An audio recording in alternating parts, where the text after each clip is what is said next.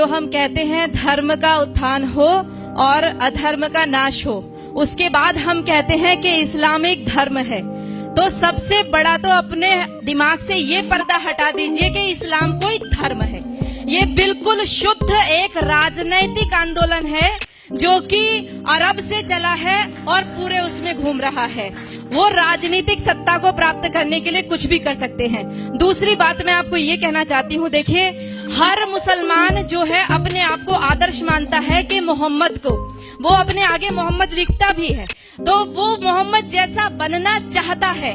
मैं आपसे बस ये विनती करती हूँ कि आप एक बार मोहम्मद का चरित्र जरूर पढ़ें। जैसे हम रामायण को पढ़ाने के लिए कहते हैं ना, वैसे आप सबसे विनती है कुरान को पढ़िए और मोहम्मद के चरित्र को पढ़िए। ये पढ़ना बहुत जरूरी हो गया है। राम को पढ़िए और उसको पढ़िए। लोगों को प्रेरणा कीजिए कि कुरान जरूर पढ़ें। अपने बच्चों को अरबी सिखाइए। उनके लेटर, मैं नजीबाबाद से आ रही हूँ, लगातार अरबी में लिखा हुआ है, समझ ही नहीं आता क्या लिखा हुआ है, क्या इसमें पढ़ाया जा रहा है। जिस देश में 3 लाख से ज्यादा मदरसे चल रहे हो, जिस देश में 2 लाख से ज्यादा मस्जिदें विद्यमान हो, उनमें तैयारी क्या हो रही है। दिन रात बोल रहे ला इलाहा इल्लल्लाह, 5 बार बोलते हैं, 5 बार नमाज पढ़ी जाती है और शुरुआत इसी से करते हैं कि कोई नहीं है, ला माने नहीं है कोई भी अल्लाह के जैसा, और मोहम्मदुर रसूलुल्लाह अर्थात मोहम्मद ही उस अल्लाह का रसूल है। इन 2 के अलावा और किसी को हम पूजेंगे नहीं, मानेंगे नहीं। अब ये बता दो, जिस व्यक्ति को 5 बार लगातार यही बताया जा रहा हो, दिन में 5 बार जब बताया जाता हो, तो उसकी मेंटलिटी क्या बनेगी। वो सीधे आपके ऊपर तलवार लेकर के खड़ा होगा। और ये केवल, ये तो अजान है, नमाज अलग होती है, ये अजान है। आओ आओ, अपनी नींद को छोड़ करके आओ, बैठो यहाँ। उसके बाद एक मौलवी बोलता है, एक मौलवी के इशारे पर सब झुकते हैं, खड़े होते हैं। उसके बाद वो वहाँ पर आयतों का पाठ होता है, और आयतें हम क्या समझते हैं, जैसे हम मंदिर में घंटा बजाए आते हैं, वैसे उनकी नमाजें चल रही हैं। बिल्कुल गलत सोच है। वो नमाज इसीलिए पढ़ रहा है कि हमारा विनाश करना है। अगर हमारा विनाश करने के लिए कोई व्यक्ति दिन में 5 बार तैयारी करता हो और हर पड़ोसी तैयारी कर रहा हो 5 बार, और हमारी नींद ना खुले, तो याद रखो कि हमने अपना रिमोट कंट्रोल उनके हाथों में दे दिया है। उनको प्रॉब्लम हमारी गाय से नहीं है, उनको प्रॉब्लम हमारी माताओं बहनों से भी नहीं है, उनको प्रॉब्लम है केवल हमारे अस्तित्व से। जब तक एक भी हिंदू बचा हुआ है, तब तक उनको प्रॉब्लम है। उनको तब तक लगातार जिहाद करने के लिए कहा गया है और लगातार हमारी माताओं बहनों के साथ अत्याचार दुराचार करने के लिए कहा गया है। कोई पढ़ करके तो देखे उनके, वो रोजा किस लिए रखते हैं। कोई पढ़े रोजा किस लिए रखा जाता है। रोजा कोई नवरात्रों जैसा व्रत नहीं है, कोई नवरात्रों जैसा व्रत नहीं। आज हम रोजे को नवरात्र के साथ जोड़ रहे हैं। हम नवरात्रों में अपनी माँ दुर्गा की कल्पना करते हैं, उसको जीवन में उतारने की कोशिश करते हैं। जितनी मोहम्मद ने लड़ाई लड़ी थी, सारी रोजे के टाइम में लड़ी थी, और सारी की सारी तैयारी करने के रोजा इसलिए रखा जाता है कि आप लड़ाई लड़ोगे, जंग लड़ोगे तो भूखा रहना पड़ेगा। अब उस भूख प्यास को आप कैसे सहन करोगे। आप रोजे का असली शब्द ढूंढ करके लाइए। उनके अरबी कोश में सोम शब्द है, जिसका अर्थ है घोड़ों को भी हफाना, अर्थात घोड़े भी तैयार करना और खुद अपने शरीर को मजबूत करना। अगर उस रोजे की इफ्तार पार्टी में सारे के सारे हिंदू जाकर के बैठते हैं, आश्चर्य होता है जब लखनऊ के मंदिर के मठाधीश भी जाकर के रोजे की इफ्तार पार्टी मंदिर के अंदर कराते हैं, और हम सब लोग केवल फेसबुक पे 1-2 गुस्सा निकाल करके रह जाते हैं। मैं आप सबसे विनती करना चाहती हूँ, याद रखो इनके 5 स्तंभ, जिसमें कहा तौहीद, एक ही ईश्वर है, एक अल्लाह है, उसके अलावा हम किसी को मानते ही नहीं है। हम कहते सर्वधर्म संभाव।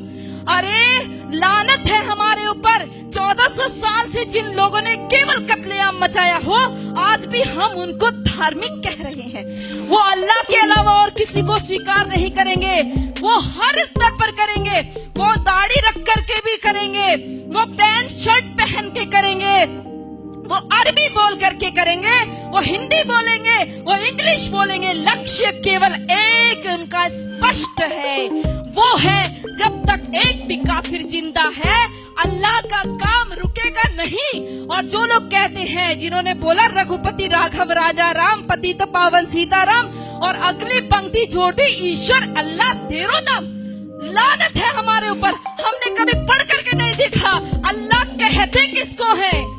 हमने ईश्वर के बराबर अल्लाह को रख दिया। अरे हमारा ईश्वर दयालु है, कृपा करता है, परंतु अल्लाह का आदेश है। कहाँ पढ़ोगे? कुरान पढ़ोगे। अल्लाह का साफ आदेश है, जो मेरे को नहीं मानता, जो जिब्राइल मिकाइल को नहीं मानता, जो मोहम्मद को नहीं मानता, वो काफिर है और काफिर वाजिबुल कत्ल है, वो कटने योग्य है।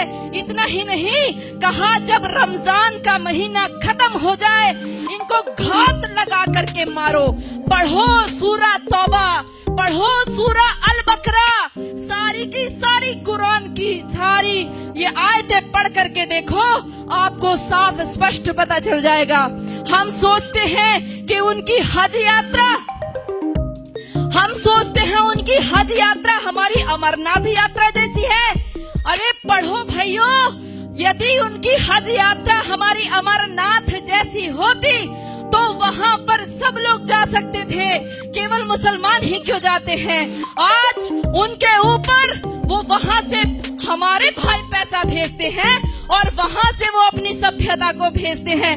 उनको कोई एम्बेसी में राजदूत भेजने की आवश्यकता नहीं है कि भारत में आप हमारे अरबी कल्चर का प्रचार कीजिए।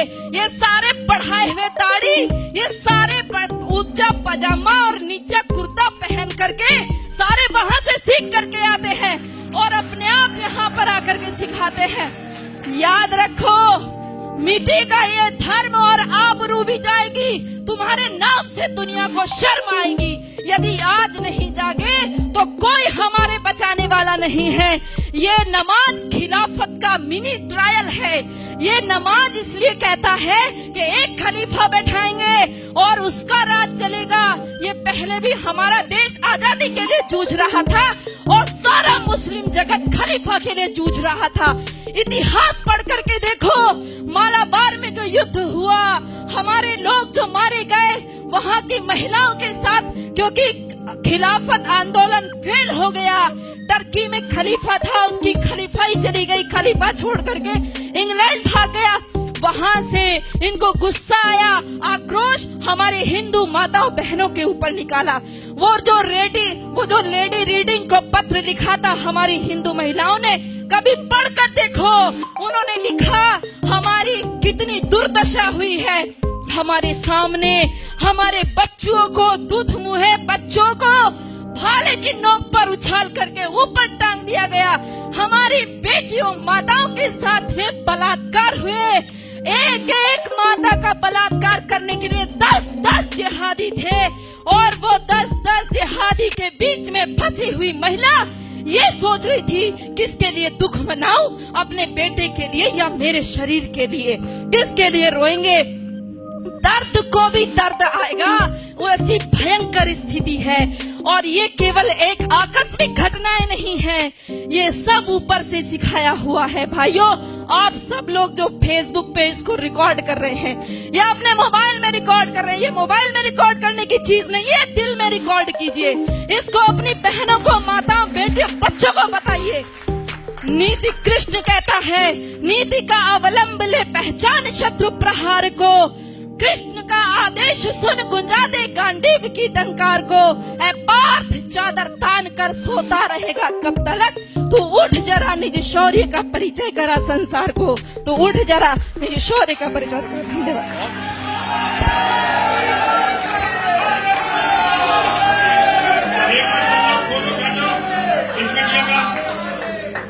बेटा, ये हमारी माला जो है ये पूरी सोने की नहीं है, इसमें जितनी मिलावट हो सकती है उतनी मिलावट होती है। 1 तोले सोना इसमें होता है, बाकी मिलावट होती है। लेकिन हमें इसे बनवाने के लिए बड़ी मेहनत करनी पड़ती है। और यतिमा चेतनानंद सरस्वती जो तुम्हें अपने हाथ से दे रही है ना, तुम जैसी बेटी जिस माँ ने पैदा की है, ये उसका सौभाग्य है। पिता ने तुम्हें जन्म दिया है, ये उसका सौभाग्य है। तुम्हारी जैसी बेटी होना ये किसी भी व्यक्ति के लिए इससे बड़ा सौभाग्य नहीं हो सकता।